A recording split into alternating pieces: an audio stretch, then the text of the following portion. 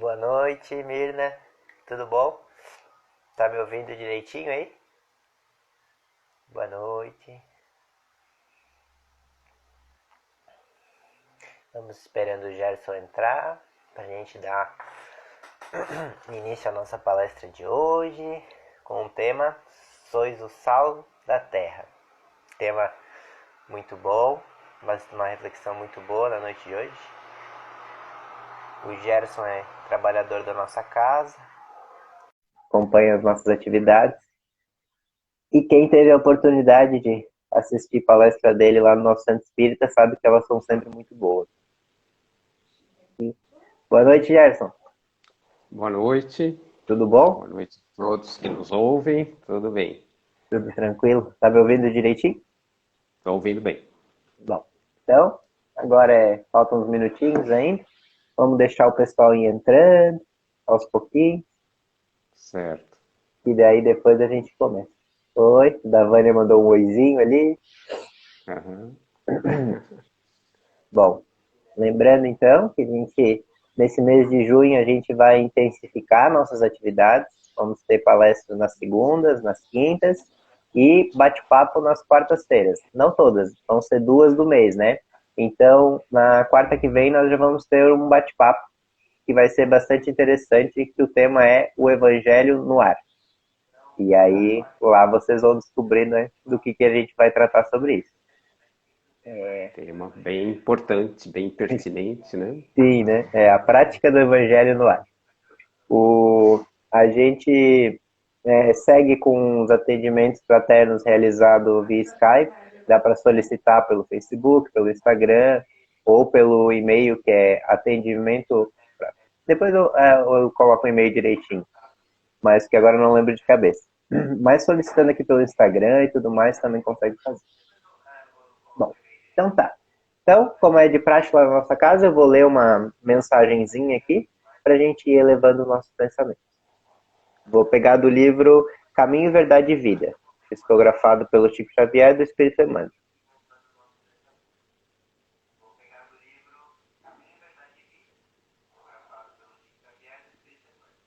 Levantemo-nos, levantai-vos, vamos daqui. Jesus, João, capítulo 14, versículo 31.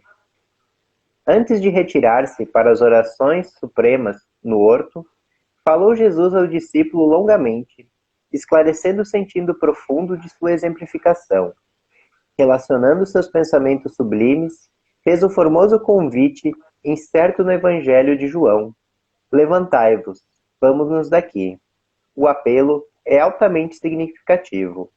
Ao toque de erguer-se, o homem do mundo costuma procurar o movimento das vitórias fáceis, atirando-se à luta sequioso de supremacia ou trocando de domicílio na expectativa da melhoria efêmera. Com Jesus, entretanto, ocorreu o contrário. Levantou-se para ser dilacerado, logo após, pelo gesto de Judas.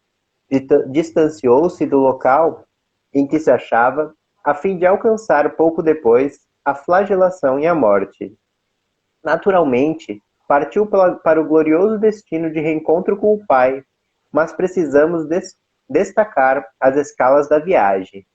Ergueu-se e saiu em busca da glória suprema. As estações de marcha são eminentemente educativas. Getsemane, o Cárcero, o Pretório, a Via Dolorosa, o Calvário, a cruz constituem pontos de observação muito interessantes, mormente na atualidade, que apresenta inúmeros cristãos aguardando a possibilidade da viagem sobre as almofadas de luxo do menor esforço. Vamos então, nesse momento, acalmar o nosso coração, elevar o nosso pensamento a Jesus, a Deus, conectarmos com os nossos mentores da Casa Espírita Antônio de Pádua, que continuam nos amparando e conduzindo esses trabalhos que se realizam aqui conosco. Pai nosso que estais no céu, santificado, Senhor, seja o vosso nome, venha a nós o vosso reino, seja feita a vossa vontade, assim na terra como no céu. O pão nosso de cada dia dai-nos hoje, perdoa, Pai, as nossas dívidas, assim como nós perdoamos os nossos devedores. Não nos deixeis cair em tentação e livrai-nos de todos os males. Que assim seja. Damos por aberta a nossa palestra de hoje. E eu então passo a palavra para o Gerson. Muito obrigado, então. Então, mais uma vez, boa noite a todos os queridos amigos, alguns familiares aí que também estão assistindo a live e que nesse momento encontram-se todos aqui irmanados em Cristo, nos ideais espíritas, né? A gente deseja encontrar a todos aí nos seus lares seguros, saudáveis, né? E que estejam nesse momento conectados aí com o alto. Em 2017, a Casa Antônio de Pádua, né, proporcionou para mim e para Maria Lúcia que a gente fizesse uma série de reflexões ali sobre o Sermão do Monte, onde a gente veio falando sobre as virtudes ligadas a cada das bem-aventuranças propostas, que foi o primeiro sermão de Jesus a um público, né? E o que sempre nos causa surpresa, mas o que é encantador em todo o Evangelho de Cristo é justamente isso, o seu caráter atemporal, né? A cada momento da nossa vida que a gente abre o Evangelho, parece que aquela página foi escrita ali para aquilo que a gente está vivenciando hoje. Então, em qualquer tempo, a gente consegue ter nas páginas do Evangelho uma resposta para os nossos problemas. E o problema maior que a humanidade passa hoje são justamente esses desafios que essa pandemia do Covid vem trazer, né, a cada um de nós das mais diferentes maneiras. Alguns contaminados pelo próprio contágio da doença, outros que não foram contaminados, mas tiveram que rever suas rotinas, alguns impedidos de trabalhar e vendo seu sustento ameaçado, outros não podendo parar de trabalhar, mas ao mesmo tempo que tinham filhos, não podiam deixar os filhos com os avós, não podiam deixar os filhos nas creches porque não tinham as creches funcionando. Enfim, foi um transtorno, uma oportunidade, né, de rever muitas das práticas que a gente vinha fazendo. E muitos que não se contaminaram, né, pelo vírus, de certa forma, a única janela aberta para o mundo, que é essa que hoje nos permite conversar, né, através das tecnologias aí, ou através da televisão, acabam se contaminando de uma outra forma, né, com muitas notícias alarmantes, com muita desinformação, e isso aumenta a nossa insegurança, aumenta a nossa até ocasiona a nossa perda de fé em alguns momentos, fica, enfim, uma ansiedade, isso vai nos contaminando, vai nos colocando para baixo, nos trazendo até para algum quadro depressivo. Então, a ideia da palestra hoje foi justamente que a gente trouxesse o que o Evangelho diz para nós de alentador nesse momento, né? E aí o tema do sois o sal da terra, porque somos ferramentas importantes para sair desse impasse. E aí a gente vai, dentro do Sermão do Monte, trabalhar os 4 últimos versículos ali da primeira parte do sermão, que é justamente quando Jesus nos manda para o mundo para contar conosco, né? Para que a gente seja ativo nessa construção do mundo de regeneração, que a gente seja ativo, né, no levar o evangelho às pessoas, que a gente não seja mais um elemento de contaminação, né, que a gente seja um elemento aí de amenizar e de solução do problema. Então, esse tema, esse Sermão do Monte, ele é cheio de significados, cheio de sutilezas, que a gente vai falar um pouquinho antes de entrar ali nos 4 versículos finais. Primeiro, a ideia da montanha, né? No Evangelho de Mateus, ele fala que Jesus, vendo a multidão que se encontrava na planície, subiu ao monte. Então tem essa ideia de que o Evangelho nos coloca no primeiro momento na planície. E na planície, ao pé do monte, a nossa visão é muito limitada, né? Nós estamos ali junto com a multidão, todos no mesmo plano, e aí a nossa visão, o nosso entendimento do que acontece é limitado. A partir do momento que a gente se move, que a gente decide subir o monte, e aí subir o monte tem outras simbologias, né? Porque a gente se dirige ao alto, né? Sai do chão, sai das coisas materiais e caminha em direção ao divino nessa simbologia, nós começamos a ficar mais alto e aí fisicamente o que acontece? Quando você está num local mais alto, você começa a ter uma visão maior, começa a compreender o todo. E quanto mais você se eleva, quanto mais você sobe a montanha, mais longe você vê e mais você vai tendo a compreensão do todo que está acontecendo. Mas para isso é preciso se mover, né? É preciso você tomar a iniciativa de subir o morro, né? Tudo que a gente vê dentro da doutrina espírita, né, são coisas que nos movem a nos transformar. Né? Não são conhecimentos para a gente ter, para declamar, para dizer, porque lá Mateus disse isso, porque Marcos disse aquilo, porque Kardec disse aquilo outro. Todos os ensinamentos que a gente tem na casa espírita são para que a gente modifique coisas internas em nós. Né? O Espiritismo é uma doutrina de consequências morais. Então, se não for para se transformar, não adianta você ter esse conhecimento só para bonito. Né? Então, tem essa ideia da escalada, né? Do crescimento moral. E esse crescimento moral se dá de dentro para fora. Né? Não adianta você ter ensinamentos e fazer citações, porque isso não modifica ninguém. O que modifica as pessoas é esse movimento interno dela. Você pode até dar o conhecimento, falar a respeito, tal, mas transformar aquilo em ações é uma opção da pessoa que está recebendo esse conhecimento. E aí Jesus fala de todas aquelas bem-aventuranças, 7 bem-aventuranças, né, que corresponde o quê? Para cada determinada situação daquela das bem-aventuranças que ele fala, né, dos humildes, dos pobres de espírito, dos que têm fome e sede de justiça, enfim, para cada uma daquelas situações ele aponta para uma recompensa, mas desde que haja esse movimento.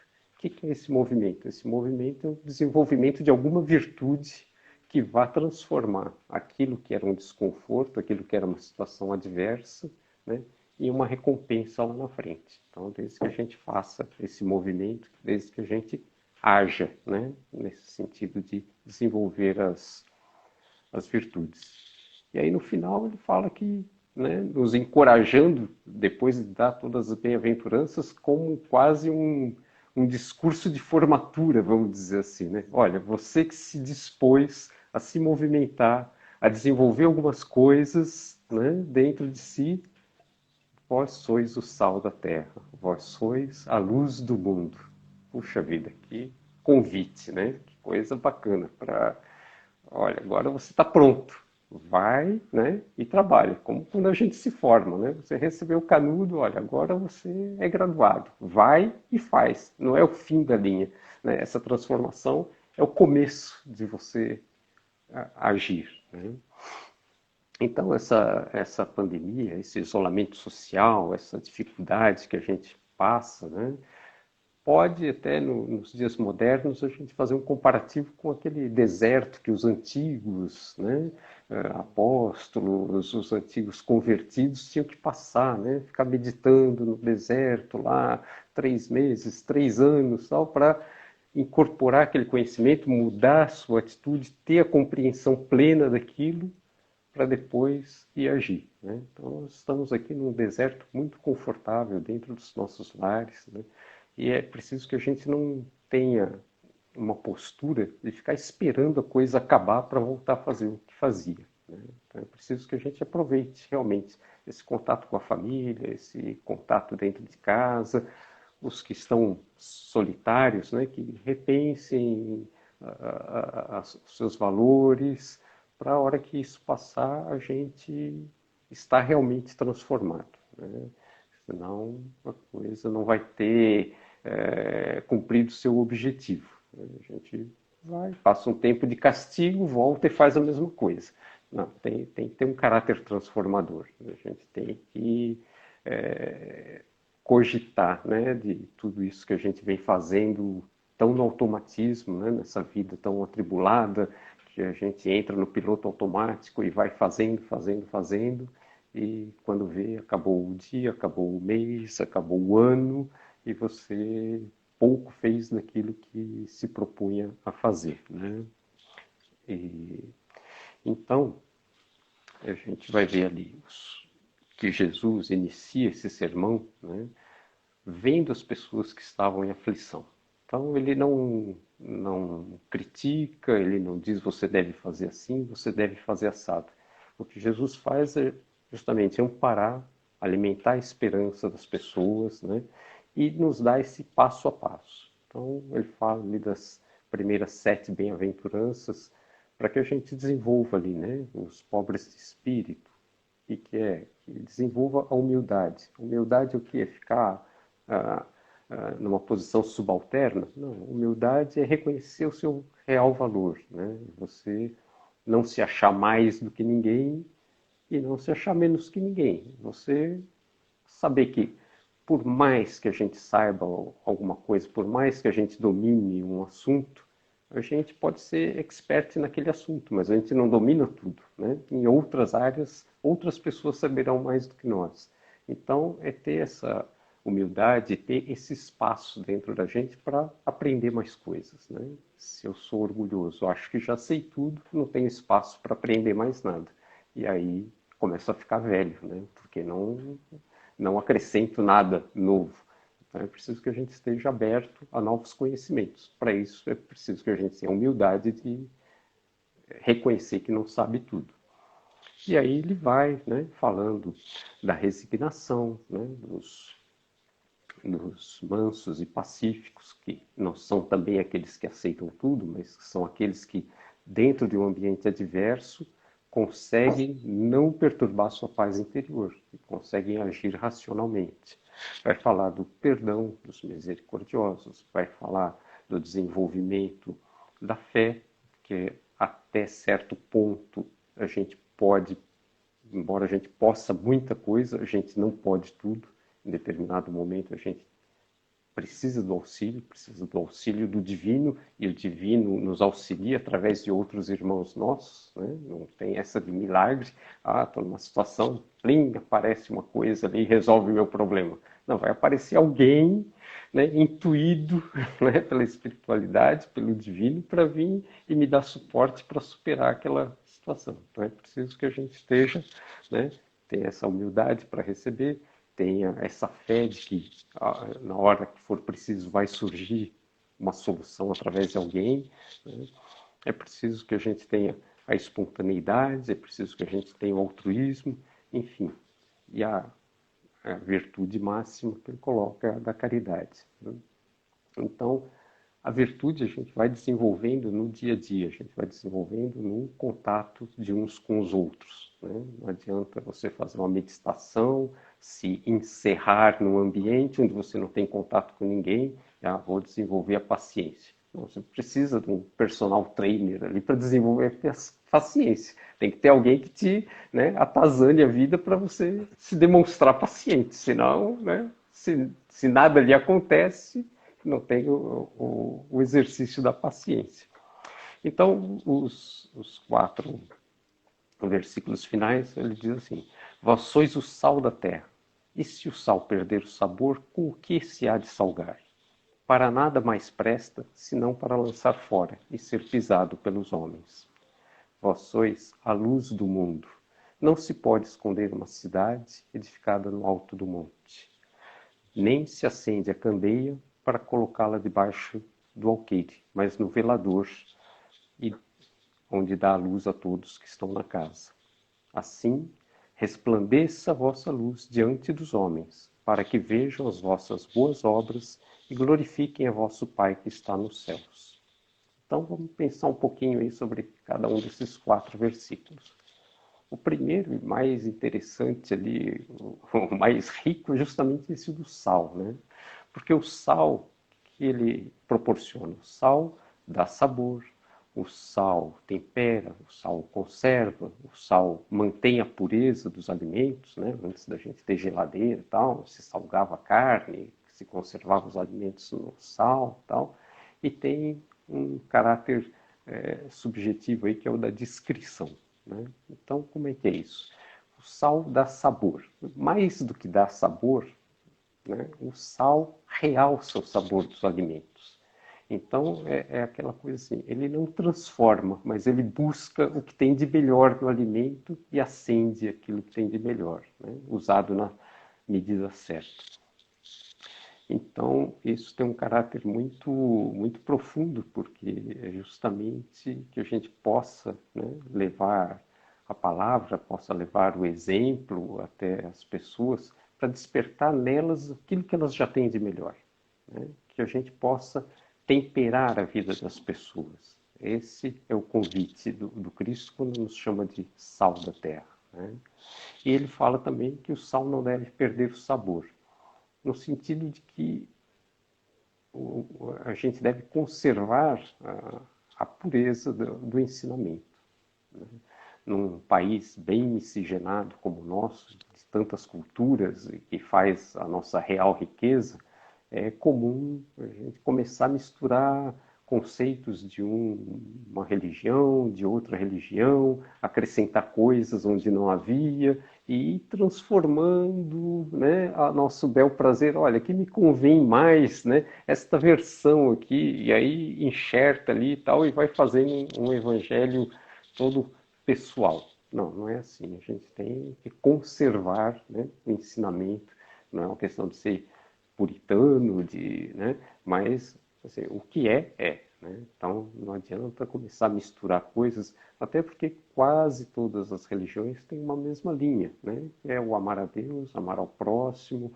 Então estão ditas de formas diferentes, mas no fundo todas elas se alinham, o objetivo de todas elas é ir até Deus. Né?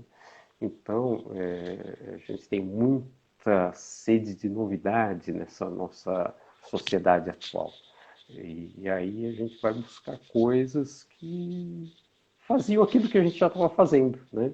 Ainda voltando para a ideia do sal, né? Assim, a gente usa o sal para salgar o alimento, para despertar o sabor, para temperar. Né? E aí hoje a gente quer o sal do Himalaia. Né? Mas o que o sal do Himalaia faz? Ele salga o alimento. Não era isso que o outro fazia. Era exatamente a mesma coisa, né? Mas a gente vai buscar, né? Não, mas aquele cor-de-rosa, né? Aquele veio lá... Tá, mas qual é a função? Não, a função é a mesma, não tem, né? É o mesmo composto químico e tal, mas a gente fica nessa coisa de dar uma floreada. Não, o Evangelho já tem 2000 anos. Aqui agora esse guru, né, falou tal coisa assim mais moderninho, tal, mais adequado aos nossos tempos. Tá, mas qual é a essência? Não, a essência é aquela mesmo, né? Então é preciso que a gente tenha cuidado aí com essas nossas ânsias de modernidades e misturar coisas, né? E acabar perdendo o sabor do sal, né? Porque aí quando a gente começa a misturar coisas, perde aquela mensagem original e ela vai se desvirtuando e esse sal vai, conforme você vai adicionando coisas, cada vez ele vai ficando menos salgado. Então é preciso que a gente tenha, né, essa coisa, esse cuidado de não perder o sabor. E o sal conserva, né? Então, a gente fala que o sal conserva e para que cumpra sua missão também, o sal não pode estar na prateleira. Né? Essa é uma outra característica interessante. O sal tem que estar misturado na massa. Então, para que a gente seja sal, mais uma vez vem aquela coisa que não adianta você se isolar, tal, e, não, agora eu vou, né, fazer meditação, vou fazer isso, vou fazer aquilo, vou me depurar, vou criar virtudes, né? para criar virtudes você tem que estar misturado, você precisa do próximo, você precisa estar em contato com as pessoas, né? Então, para que a gente cumpra a nossa missão, é preciso esse contato ali. E uma outra característica, né, muito legal do sal é justamente a sua discrição, né? Se a gente pegar um copo de água, colocar lá uma colherinha de sal, misturar, se a gente cheirar não vai ter cheiro, se a gente olhar não vai ter cor diferente. Então, como é que a gente sabe que a água foi tocada pelo sal? Só provando, né? Então é isso. Quando a gente levar o Evangelho, quando a gente levar o sal, o tempero à vida das pessoas, o nosso trabalho tem que ser silencioso e invisível como o do sal. Que outras pessoas percebam a melhoria daquele que foi tocado, né? Olha, a pessoa era tão ansiosa, era tão nervosa, era tão respondona, hoje ela está calma, está tranquila. Aí tu não vai dizer, eu dei uns conselhos para ela lá, dei uns livros do Kardec para ele ler, e ele, não, ele está melhor? Ah, que ótimo, né? Bom, né? É dentro daquela linha de Cristo da mão esquerda não saber o que faz a direita. Então, você tem que ser discreto. O Sérgio Lopes, que escreveu o Código do Monte, que eu acabei esquecendo de falar, que é uma das obras aqui que a gente baseia o nosso estudo, além do Evangelho segundo o Espiritismo, ali no capítulo 24, que vai falar do sal da terra. Ele brinca sempre assim, que Jesus não disse, vós sois o coloral da terra, né? Porque o coloral justamente ele não dá sabor, ele não melhora em nada o alimento, ele só dá uma corzinha, ele só faz uma modificação externa, né? Então, olha, aonde ele passa deixa o rastro, né? Para quem cozinha aí sabe, mexeu com o coloral, quando vê tá azulejo, vermelho, né? Porque ele se mostra. Não é essa a proposta do sal. A proposta do sal é justamente que a gente tempere a vida das pessoas, que a gente acenda nas pessoas o que elas têm de melhor, sem que o nosso trabalho apareça, né? A gente seja discreto. E aí no segundo versículo ele vai dizer, sois a luz do mundo, não se pode esconder uma cidade edificada sobre o monte. E aí nos adverte, né? Como já tinha advertido, que poderíamos ser perseguidos por causa de justiça em nome dele. Mesmo a mão esquerda não sabendo o que faz a direita, quando a gente se propõe a esse movimento de se melhorar, a gente acaba sendo notado, né? Uma vez que você começa a desenvolver virtudes, começa a não frequentar lugares que frequentava, começa a não usar palavras que usava, você faz uma proposta de melhoria, acaba que as pessoas notam isso em você. E alguns menosprezam esse, né? Não, o cara agora virou carola, agora o cara só quer saber de centro espírita, o cara só quer saber de leitura, não sei o quê, não vai mais isso, já não bebe com a gente, não vai não sei aonde e tal. Então, tem gente que tenta minimizar isso, e tem outros também que tentam te demover desse teu movimento atacando pela vaidade. Nossa, agora tu tá maravilhoso. Nossa, tu vai ganhar o céu. Não, olha, fulano, como tu te transformou, né? Tipo, pode parar por aí, né? Não precisa continuar nessa jornada, né? Tá bom, já vi, né? Então, acaba pegando o cara pela vaidade. Então, é preciso que a gente tenha cuidado aí nesses dois aspectos, né? Que a gente acaba sendo notado e recebe críticas ou recebe elogios, mas de qualquer forma pode não ser bom nenhum nem outro. Mas mais do que isso, né? Que a gente não seja a pessoa que critica, a pessoa que puxa para baixo. Às vezes, né, tem um filho, um parente tal, que resolveu se modificar e está se dedicando tal, e às vezes a gente ocupa esse papel do, mas tu vai 3 vezes por semana lá na evangelização, vai 3 vezes por semana, né? Não só no espiritismo, né? Ou em qualquer seita, o cara agora sai da igreja e tal. Que ótimo, né? Que bom, ele está buscando um caminho de se melhorar, não está indo para o vício, não está indo para a droga, então que a gente não seja, né,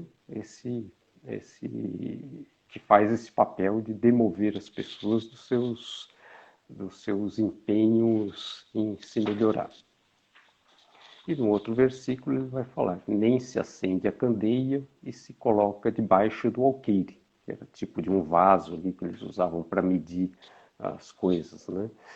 Mas no velador, e dá luz a todos que estão na casa. Então, lembrando um pouco aqui a parábola dos talentos, né? Não importa se nós recebemos 1 talento, 5 talentos ou 10 talentos. O que nós recebemos de talentos, de capacidade de fazer, de ajudar o próximo, né? Isso tem que se multiplicar.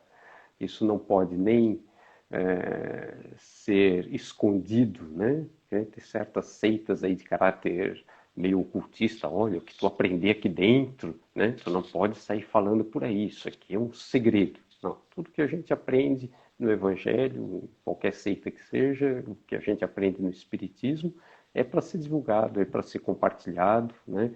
E mais do que isso, né? É para ser compartilhado, como dizia lá o Francisco de Assis, né?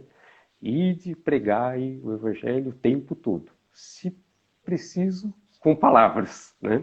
Então, assim, tem que ser uma exemplificação, tem que ser uma mudança de atitude, tem que ser uma coisa que mostre que é possível fazer de forma diferente, né? Às vezes as pessoas se preocupam, tá, mas eu estou educando o filho e tal, se eu educar ele para o bem, quando ele for adulto, ele vai ser passado para trás, tal. Bom, se for para preservar o modelo de mundo que nós temos hoje, sim, ele vai ser passado para trás. Se for educar para fazer um mundo diferente, não, temos que educar ele para o bem, né? Porque se a gente educar para o que está aqui hoje, o amanhã vai ser igual hoje. Então é preciso mudar esse entendimento, é preciso que a gente eduque para o bem, que crie pessoas, né, que estejam aptas a esse mundo de regeneração que a gente almeja, né? Nós, como reencarnacionistas, esperamos voltar aqui numa condição melhor lá na frente, né? Não queremos voltar na mesma situação que estamos hoje, né? Um mundo mais solidário, mais justo, mais humano. Então, tudo que a gente aprende tem que ser compartilhado. E a candeia sobre o alqueire representa justamente isso, né? Aquela fé egoísta, né? Aquela fé para mim, para os meus, né? Aquela coisa fechadinha ali. Você acende aquela velinha, acende aquela iluminação e bota um vaso em cima para iluminar só o que está ali dentro, né?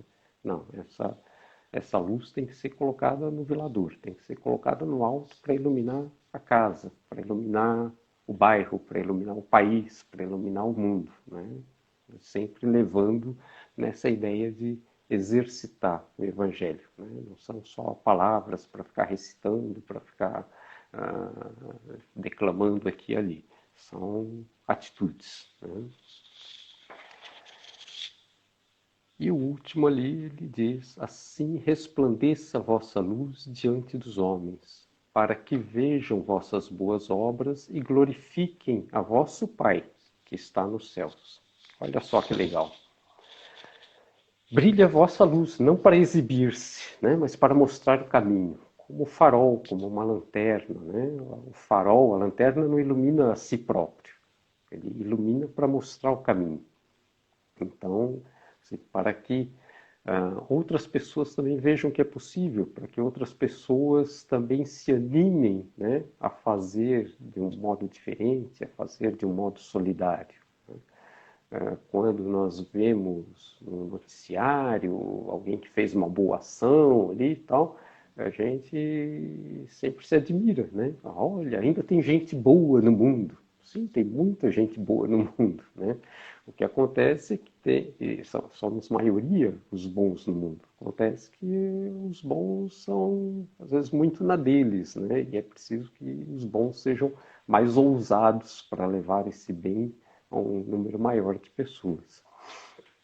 Então, ele coloca aqui justamente isso: os bens que tu conquistaste, né, que coloque em marcha, que coloque no bem da humanidade. Faça brilhar vossa luz, né, para que todo mundo veja uma alternativa, né? se desenvolvemos a nossa paz interior, né, se desenvolvemos nossa mansuetude, que a gente seja capaz de se colocar ao lado daquele que está aflito. Se a gente desenvolveu a nossa fé, que a gente se coloque ao lado daquele que está desesperançoso. Né? Se desenvolvemos já a capacidade de perdoar, né? Que a gente leve paz ao coração daquele que está imbuído de desejo de vingança. Então, esses talentos, essas virtudes que a gente conseguiu minimamente desenvolver, que a gente possa levar às outras pessoas. Porque a virtude, ela tem, né, um caráter de necessidade de exercício, como um músico. Né? Você não tira uma carteirinha de humilde, uma carteirinha de pacífico. Né? Isso é exercício diário. Né? Se você optou em determinado momento deixar de perdoar, né? Acabou aquela virtude do perdão. Então, tem que ser um exercício diário, de forma que essas coisas aconteçam naturalmente. Sérgio Lopes até fala, né? Você conta quantas vezes respira por dia? Não, né? Isso é natural para ti. Mas você conta, hoje eu fiz uma boa ação. Hoje, né? Esse mês eu fiz, ajudei isso, ajudei aquilo. Não, tem que ser uma coisa natural, que você faça, né? Desapercebidamente, que seja o teu dia a dia, né? Que não seja uma coisa assim fora do cotidiano, né? Então essa frase nos faz pensar também sobre uma fala muito comum, né, quando a gente faz as orações, que é que a espiritualidade ilumine nossos caminhos, né? Aqui nós somos chamados a iluminar os caminhos, né? Esse é o convite que Jesus faz ali no fim do sermão. E aí, justamente falando sobre o homem de bem, não sei como é que está o tempo aí, eu não estou contando e estou falando aqui. Não, pode ir mais um pouquinho. Então, agora é 8h33, é umas 8h40, tá tranquilo.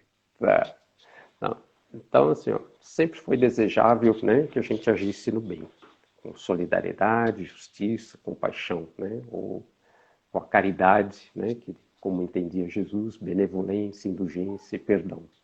Mas nesse momento, né, esse momento grita pela ação dos bons, né? Então, o fato de não ser mal também não implica automaticamente ser bom, né? Porque para não fazer o mal, o Evangelho segundo o Espiritismo coloca lá. Às vezes basta a preguiça e a inércia, né?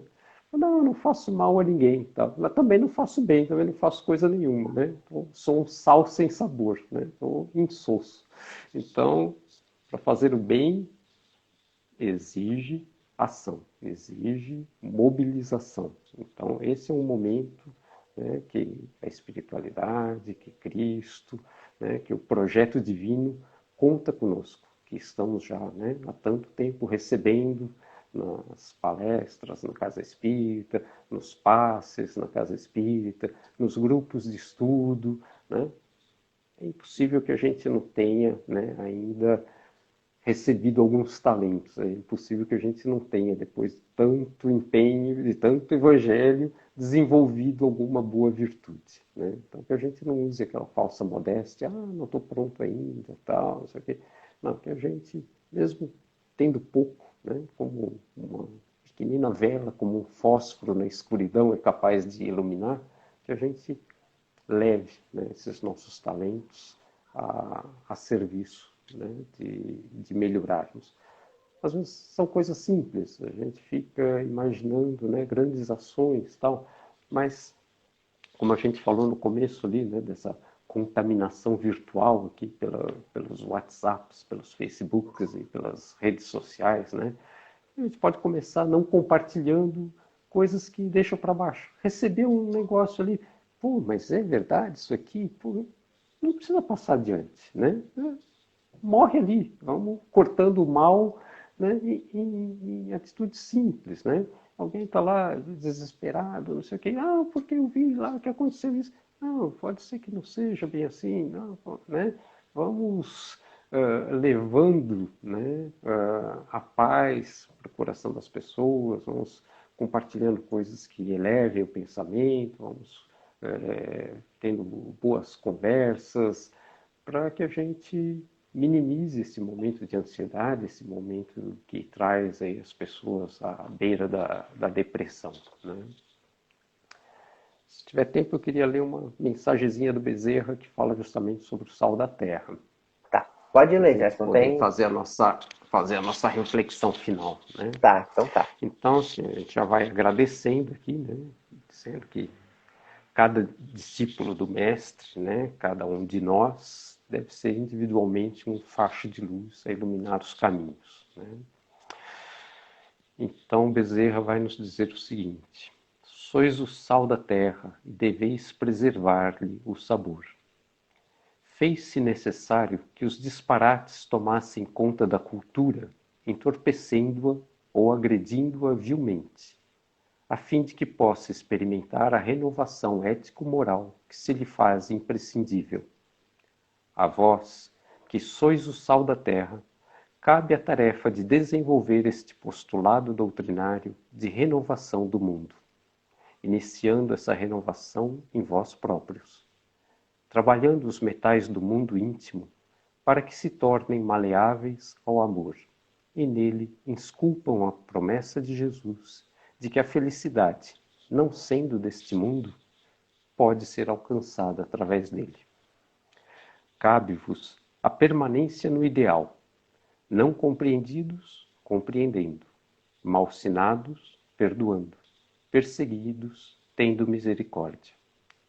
Tomai agora a chama que aquece e ilumina, e levai-a na imensa corrida pelo reino de Deus, para entronizardes no local em que deve brilhar, conforme a velha parábola da luz colocada no lugar próprio. Bezerra de Menezes, pela psicografia de Divaldo Franco. Então, meus queridos, desejo a todos, né, que tenhamos uma ótima semana e, como nas palavras do Chico, comecemos hoje a desenhar um novo final, né? Buscando nos transformar, buscando trazer para o nosso dia tudo aquilo que a gente vem gratuitamente aqui aprendendo através do Evangelho do Mestre e Guia Jesus. Era isso a mensagem para hoje. Muito obrigado. Então, muito obrigado, Gerson. A gente agradece, que foi muito boa a palestra de hoje. Eu, particularmente, não enriqueci hoje porque, no meu conhecimento, porque essa passagem nunca tinha refletido sobre ela, assim, sabia da existência, mas nunca tinha pensado nesse significado, assim. Então, eu agradeço muito por essa reflexão. E acho que todo mundo gostou, tivemos bastante comentários, pessoal comentando junto e tudo mais, né? E então, apareceram duas perguntinhas, assim, uma bastante relacionada com a outra, né? E então vou passar para ti e para a gente dar um esclarecimento, assim, o que a gente puder contribuir. A primeira pergunta foram duas pessoas que perguntaram a mesma coisa, né? Como faço para que minha luz brilhe? Minha pergunta. Essa é a pergunta. Então, tudo passa também, né, por aquela questão do autoconhecimento, né? Lógico, todos nós temos muita coisa boa dentro de nós, né? Como naquela fala ali sobre o sal, né? Descobrir e acentuar o sabor. A pessoa sabe de si, né? Ela sabe o seu alcance, ela tem os bons desejos. Então, ali depois do bem-aventurados os misericordiosos, bem-aventurados os puros de coração, que ele vai falar, né? Bem-aventurados os puros de coração, porque verão a Deus. Qual é a atitude do puro de coração? É justamente a espontaneidade, né? Então, que a pessoa não fique inibida em fazer o bem, que a pessoa tenha essa espontaneidade. Viu, sentiu uma dificuldade, né, num parente, num irmão, num desconhecido, bateu aquela vontadezinha de fazer algo, vai e faça, né? Assim começa a brilhar a luz, você começa a fazer, começa a tomar gosto pelo fazer, está fazendo muitas coisas. É por Bem, Certo. Também acho que é por aí. E a outra pergunta foi da Maria Lúcia, que estudou contigo o Código do Monte, né? E ela uhum, perguntou, é mais ou menos a mesma, vamos dizer assim, a mesma tonalidade da pergunta, mas seria: como exercitar essa luz que temos dentro do coração, que é justamente puro coração, né? Já relaciona, uhum, neste momento de crise que ficamos mais em casa. Então, trazendo para o uhum. momento atual. Isso. A Maria Lúcia é uma pessoa que cuida muito com a alimentação, né? Então, eu acho que é essa alimentação dos sentimentos, né? Essa alimentação da psicosfera que é preciso ali a gente tomar bastante cuidado, né? É preciso cuidar o que a gente está, como é que a gente está alimentando o espírito, né? Porque eu me sinto muito invadido, né? Nessa coisa assim. Você vai abrir o WhatsApp ali para ver se tem alguma coisa legal de um amigo e tal, e o cara tá compartilhando aquelas coisas polêmicas, aquelas coisas baixo astral e tal. A semana passada eu tirei o Facebook do meu celular. Ah, não, vou ver só lá no fim de semana, porque esse troço fica pitando. Ah, pô, é uma pessoa conhecida, vai ver ali, putz, o troço traz para baixo, né? Então, assim, cuidar muito dessa alimentação, né? A gente filtrar bem o que está entrando na nossa casa, né? A gente está usando máscara, usando álcool gel, tal, mas está com os ouvidos, né? Sem nenhum filtro. E aí acaba vindo através dos ouvidos, através dos olhos, muitas coisas que nos puxam para baixo. Então é preciso, né, da espontaneidade ali, a gente já comentou, mas é preciso que a gente filtre muito, que a gente não deixe coisas que nos abalem a fé, coisas que abalem o nosso bom astral, a nossa paz interior, ser comprometidas, né, por coisas que a gente pode evitar. Né? A gente tem a opção de fazer um filtro, que a gente faça o filtro. Né? Vamos fazer boas leituras, vamos ouvir palestras, vamos ouvir música, tal, vamos, né, tá nas nossas mãos fazer a escolha. Né? É preciso fazer essas escolhas. Manter a nossa luz brilhando. É isso aí. O Gerson, uma última perguntinha aqui da Tamara. Ela pergunta assim: a caridade pode ser compreendida como o ato de aconselhar ou ouvir alguém que está passando por algum problema? A caridade é o amor em movimento, né? A caridade não é a doação de algo físico, né? A caridade pode ser um abraço, pode ser um, um bom dia, né? Você está precisando de algo, né? A caridade tem essa conotação, né? Ela, a gente comentou aqui, que Jesus entendia como benevolência, né, para com todos. E aí inclui a nós também, porque estamos incluídos nos todos. Né? Indulgência para com as imperfeições alheias. As nossas aí já estão fora. As nossas cabe a nós mudar, né? As nossas imperfeições. Né? E o perdão das ofensas. Então, que o perdão também não é um presente para aquele que recebe, né? Mas é um alívio para aquele que dá, que não se ressente mais, que não carrega aquela mágoa. Então, a caridade, ela antes de ser algo físico, ela é um sentimento, né? É o sentimento que nos leva em direção ao próximo. Então, é um abraço, é um aconselhamento, né? É também uma doação de alguma coisa, mas antes da doação, né, vem o sentimento de amor por aquele, né? De fazer algo por ele. Né? Uma doação sem o amor que nos move ajuda, né? A gente dá lá 5 pila, 2 pila, um trocadinho, não vai ajudar? Ajuda, mas não é caridade, é uma doação, né? A caridade ela tem que estar nesse movimento de você olhar, ver um irmão ali, uma pessoa em necessidade e fazer algo por ela. Né? Nem sempre esse algo é físico. Muitas das vezes é um apoio psicológico. É a pessoa precisar ser ouvida e você emprestar seu ouvido, né? É a pessoa precisar de um abraço, é a pessoa precisar de alguém que olhe nos olhos, né? E ela se sinta vista, né? Que ela, quantos passa pela rua e são invisíveis, né?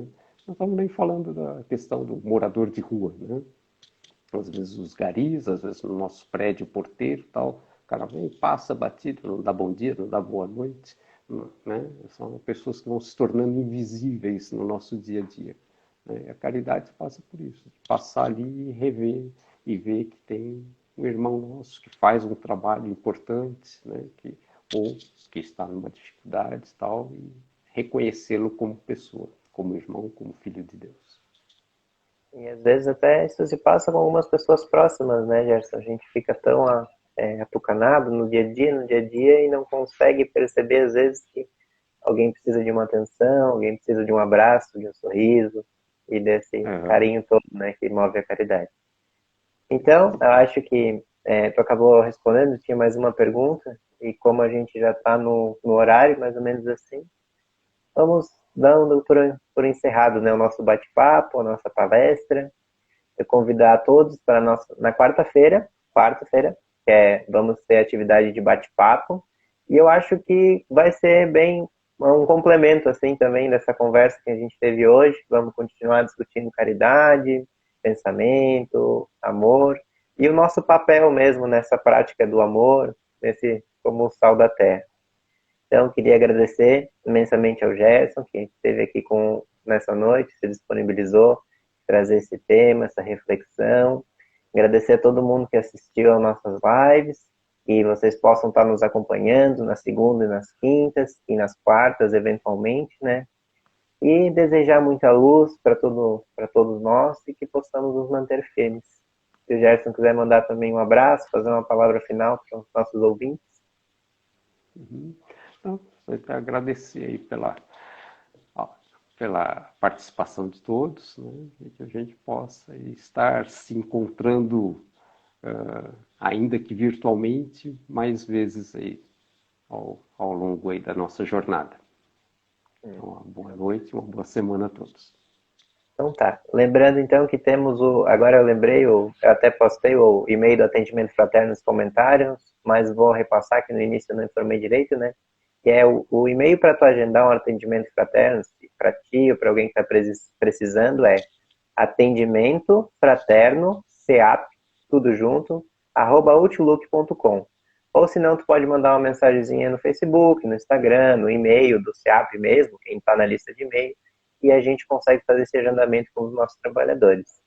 A gente tem o nosso grupo de WhatsApp, tem o blog, que é tudo o CEAP Florianópolis, e essa palestra vai ficar salva no IGTV. O IGTV é no Instagram mesmo.